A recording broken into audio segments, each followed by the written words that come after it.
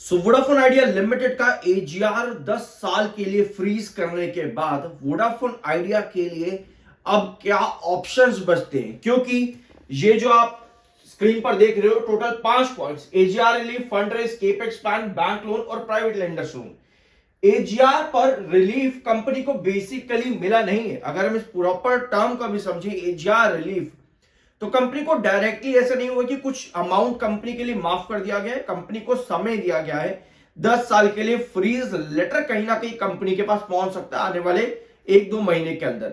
अभी सब चीजें अंडर स्क्रूटिनी है स्टिल, लेकिन अगर कंपनी को रिलीफ मिल भी रहा है और जो कि समय का रिलीफ है, तो यहां कंपनी को अब क्या चाहिए? क्योंकि ऐसा तो है नहीं कि कंपनी मार्च 2026 से अपना जो है 2017-19 वाले जो ड्यूज थे उनको पे करना स्टार्ट करेगी और उसके बाद कंपनी 10 साल तक वेट करेगी एजीआर के टाइम पीरियड खत्म होने का, जो फ्रीजिंग टाइम पीरियड है। ऐसा तो नहीं है।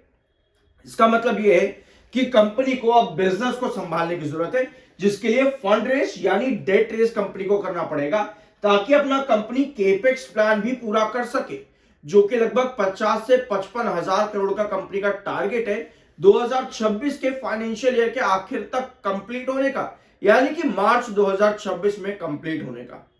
तो ये टारगेट्स भी कंपनी के खुद के बनाए हुए हैं। तो केपेक्स प्लान कंप्लीट करने के लिए कंपनी को फंड रेज करना जरूरी है, जिसका एक ट्रेंच कंपनी ने दिसंबर में कंप्लीट करा भी रिसेंटली, लगभग 3300 करोड़ के एनसीडीज के साथ में। उसके बाद कंपनी ने एक अपडेट और जारी करी वोडाफोन ग्रुप के प्रमोटर्स को लेकर के। इसको हमने डिस्कस किया है। तो अभी हमको यहां पर समझदारी ये दिखानी है कि कंपनी का अब मेजर फोकस है वो फंड रेज पर रहेगा। और जब फंड रेज की बात आती है मतलब कंपनी का बिजनेस। अब जब बिजनेस की बात आती है तो इस बीच आपको अलग अलग मार्केट एक्सपर्ट्स बनते देखने को मिलेंगे। कोई कहेगा कि कंपनी के ऊपर 4 तरीके के थ्रेट्स हैं। 4 थ्रेट कंपनी के ऊपर है वोडाफोन आइडिया पर। अब ये थ्रेट किस तरह के हैं? एजीआर का टाइम पीरियड, जो कंपनी का एजीआर अमाउंट फ्रीज हो रहा है 87,695 करोड़। कैबिनेट की तरफ से अपडेट्स अभी तक ये हैं कि ये अमाउंट 10 साल के लिए फ्रीज कर दिया जाएगा। लेकिन कंपनी में ये अगर अमाउंट फ्रीज होता है, उसके बाद भी वोडाफोन आइडिया को मार्च में जाकर के कुछ अमाउंट पे करना है। ठीक है, पहली किस्त वोडाफोन आइडिया की मार्च में कट रही है, लेकिन बाकी का अमाउंट 87,000 करोड़ के आसपास का ये फ्रीज हो जाता है। इसीलिए मार्केट एक्सपर्ट्स कहते हैं कि यहां पर थ्रेट है। और मार्केट एक्सपर्ट्स के किसी का टारगेट 6 का है, तो जीएम फाइनेंशियल कहते हैं कि भैया यहां पर ऐड करना चाहिए और हम हमारा टारगेट भी बढ़ाते हैं 12.5 रुपए पे। अब इतनी सारी अनसर्टेनिटी, आपने कल का वीडियो भी देखा होगा, मैंने आप लोगों के साथ कई सारे मार्केट एक्सपर्ट्स के ओपिनियंस साथ में डिस्कस करे थे, लेकिन इन सभी मार्केट एक्सपर्ट्स के ओपिनियन को धरा का धरा रह जाते हैं तब जब आप कुछ पॉइंट्स को रियलिटी में सुनते हो। ज्यादा फेंकूंगा नहीं, बहुत ध्यान से सुनना। हम देखते हैं मार्केट एक्सपर्ट्स के टारगेट या फिर अलग अलग सोशल मीडिया प्लेटफॉर्म्स पर अलग अलग लोगों के ओपिनियन, लेकिन रियलिटी क्या है हम इस चीज को बिल्कुल नहीं देखते हैं। एक छोटी सी कहानी मैं आपको बताता हूं, बहुत प्यार से और बहुत ध्यान से सुनना। कहानी यह है कि साल 2019 नवंबर का महीना, जब मैंने पहली बार मार्केट के अंदर इन्वेस्टमेंट स्टार्ट करी थी, तो वोडाफोन आइडिया मेरा पहला स्टॉक ही था। लगभग 6.5 के आसपास समय वोडाफोन आइडिया था, नवंबर के महीने में 2019 में। ठीक है, पहला स्टॉक था मेरा, तो मैंने उसमें इन्वेस्टमेंट करनी स्टार्ट करी। मैंने अपने दोस्त से पूछा कि भाई क्या करूं, क्योंकि मुझे ए भी नहीं पता था मार्केट का, मार्केट के बारे में कुछ नहीं आता पता था, कुछ भी नहीं, जीरो नॉलेज।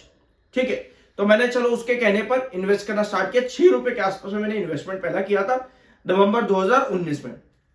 स्टॉक गिरता गिरता आ गया 2 रुपए 90 पैसे के पास में। अब मैंने क्या किया, ये अब आ जाती है आपकी बात 2020 के शुरुआत के 2-3 महीने की, यानी जनवरी से लेकर के आपका मार्च के बीच की बात है। ये 2 रुपए 90 पैसे के आसपास वोडाफोन आइडिया ड्रॉप कर जाता है। अब भैया मुझे तो मार्केट के बारे में कुछ पता नहीं, बिल्कुल सही है कि मैं अपने दोस्त के ही पास जाऊंगा जिसने मुझे मार्केट में इन्वेस्ट करने के बारे में बताया। तो मैं उसी के पास गया। उसने मुझे बोला कि भाई इसका ना एक मैटर है जो दिल्ली हाई कोर्ट में फंसा हुआ है, वहां से कुछ ना कुछ रिलीफ आना जरूरी है। मैंने कहा अच्छा ऐसी बात है, चलो ठीक है वेट कर लेते हैं। अब कुछ हो नहीं रहा है वोडाफोन आइडिया लिमिटेड में, 2020 की बात है, कुछ हो नहीं रहा है।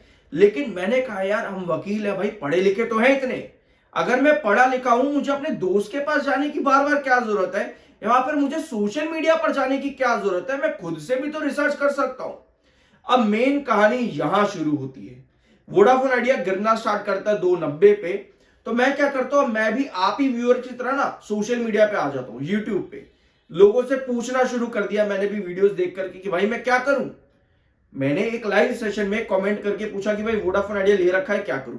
2020 की बात है, और उस यूट्यूबर ने और उस यूट्यूब पर कुछ व्यूअर्स जो थे लाइव सेशन के अंदर, उन्होंने मुझे कह दिया कि भाई कंपनी तो बंद होने वाली है, कहां करके फंस गए भाई, एग्जिट कर दो यहां से। मैंने कहा यार 6 के आसपास मैंने बाइंग कर रखी है, अभी 290 पर रेट चल रहा है, मैं अगर इनकी बात सुन करके मैं एग्जिट कर लूंगा, इससे बड़ी यही नहीं है कि भाई पढ़ा लिखा हूं तो थोड़ा सा रिसर्च ही कर लूं।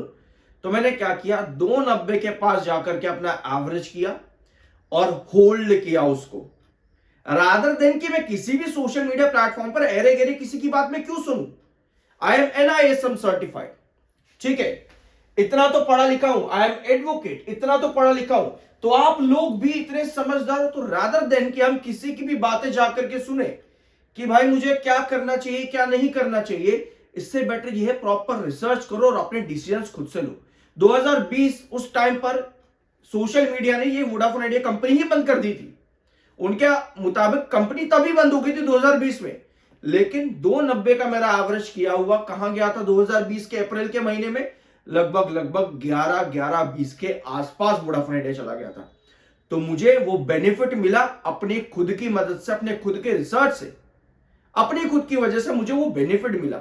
अगर मैं किसी की बात सुनता तो भैया मैं तो पहले ही नुकसान में निकल जाता, इतने बड़े नुकसान में, 6 का 290 पर गिरा हुआ आधा हो जाता लगभग।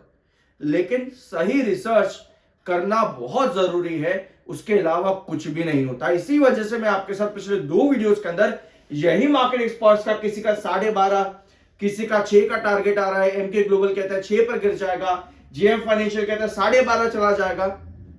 किसी भी मार्केट एक्सपर्ट्स का टारगेट को सुनने से बेटर यह है कि कंपनी की रिक्वायरमेंट क्या है उस पर काम करो। वोडाफोन आइडिया न्यूज बेस्ड काम करेगा, एजीआर पर कंपनी का अमाउंट अगर फ्रीज होता है तो उसके बाद कंपनी को क्या जरूरत है, क्योंकि ऐसा तो नहीं है कि 10 साल तक कंपनी बैठी रह जाएगी कि भैया 10 साल बाद देखेंगे एजीआर पर कुछ बात होती है तो अभी तो बैठ जाओ, ऐसा नहीं है। मतलब कि 10 सालों में कंपनी को बहुत कुछ करना है, जिसका पहला ट्रेंच यानी कि पहला स्टेप वोडाफोन आइडिया में आता है डेट रेज करना, जिसके लिए कंपनी ने अपडेट जारी की कि भैया 8000 करोड़ के आसपास हम अपना कैपिटल एक्सपेंडिचर करने के लिए डेट फाइनेंसिंग स्टार्ट करेंगे। ठीक है, तो ये एक खबर वोडाफोन आइडिया लिमिटेड देता है, जिसके लिए 3300 करोड़ की एनसीडी वोडाफोन आइडिया ने पहले ही जारी कर दी। तो खबरें वोडाफोन आइडिया में बहुत सारी है, रिक्वायरमेंट ये है कि कंपनी फंड रेज करे, फंड रेज कंपनी करती है तो उससे कंपनी के आरपीयू पर भी बेनिफिट होता है, यानी कि अल्टीमेटली आपको वोडाफोन आइडिया में फंड रेज चाहिए। इन 10 सालों के अंदर अंदर कंपनी जितना फंड रेज करती है उतना कंपनी के लिए बेनिफिट होगा, लेकिन ये हो जाता है एक पॉइंट जो कंपनी को चाहिए। अगर वोडाफोन आइडिया ये काम करने में नाकामयाब हो जाता है तो वोडाफोन आइडिया के लिए खतरे बढ़ जाते हैं। बिल्कुल वही पॉइंट जो अभी आपने यहां पर देखा कि वोडाफोन आइडिया के ऊपर थ्रेट्स क्या है, तो उनमें एक मेजर पॉइंट, एक मेजर खतरा यही है कि वोडाफोन आइडिया अगर फंड रेज नहीं कर पाता है तो वोडाफोन आइडिया के लिए दिक्कतें हैं।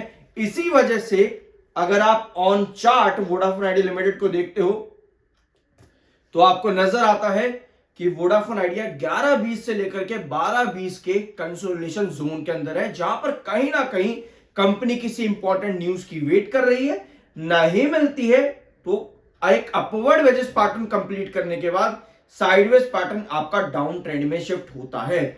यानी कि अभी आपको यह देखना है कि 11-20 और 12-20 की रेंज के बीच में कंपनी क्या अपडेट लेकर के आ रही है, उसके बेस पर आपको अपने डिसीजंस टाइमली लेने जरूरी हैं। रादर अगर आप देखोगे वोडाफोन आइडिया लिमिटेड का पास्ट पिछले 5 सालों के अंदर, जैसे हम पिछले 5 साल में जैसे मैंने आप लोगों के साथ डिस्कस किया भी है कि वोडाफोन आइडिया न्यूज बेस पर चलेगा, रेंज आपको चार्ट पर नजर आएगी, उसी रेंज के अकॉर्डिंग काम करेगा, लेकिन कोई भी न्यूज पॉजिटिव कंपनी को उठा सकती है, कोई भी न्यूज नेगेटिव कंपनी को बुरी तरह से गिरा भी सकती है। तो 11-20 और 12-20 के बीच में कुछ ना कुछ पॉजिटिव या नेगेटिव बनता है, तो अकॉर्डिंगली आपके टारगेट सेट होते हैं। 12-20 के आसपास आपके पास कुछ पॉजिटिव आता है तो नेक्स्ट रिस्ट्रिक्शन 13-30 का है। 11:20 के पास आपके पास कुछ नेगेटिव आता है तो नेक्स्ट बेस आपके 10:40 और 9:40 के हैं।